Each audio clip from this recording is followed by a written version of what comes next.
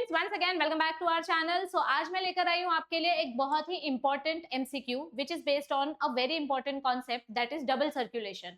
अब यहाँ पर डबल सर्कुलेशन का एक्चुअली ज्यादा कुछ लेना देना नहीं है। यहाँ पर हम बात करने वाले हैं ट्रांसपोर्ट ऑफ गैसेस के बारे में। ट्रांसपोर्ट ऑफ गैसेस की जब मैं बात करती हूँ तो आपको कुछ वैल्यूज पता होनी चाहिए। अगर मैं बात करती हूँ इंस्पिरेशन की, तो हमारे एल्वियोलाई में ऑक्सीजन का कॉन्सेंट्रेशन हमेशा हाई होता है और CO2 का कॉन्सेंट्रेशन हमेशा कम होता है।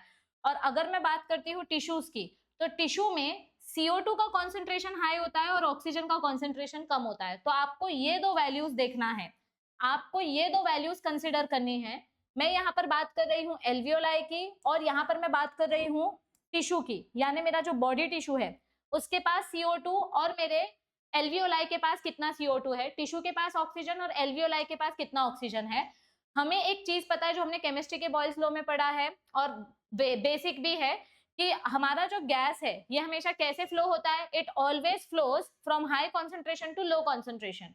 तो आपको यहाँ पर मैं बेसिक क्वेश्चन पूछ रही हूँ, ध्यान से देखो, हमारा गैस हमेशा कैसे फ्लो होता है, high concentration to low concentration. जहां पे ज्यादा गैस होगा वहां से वो लो कॉन्सेंट्रेशन की तरफ जाएगा।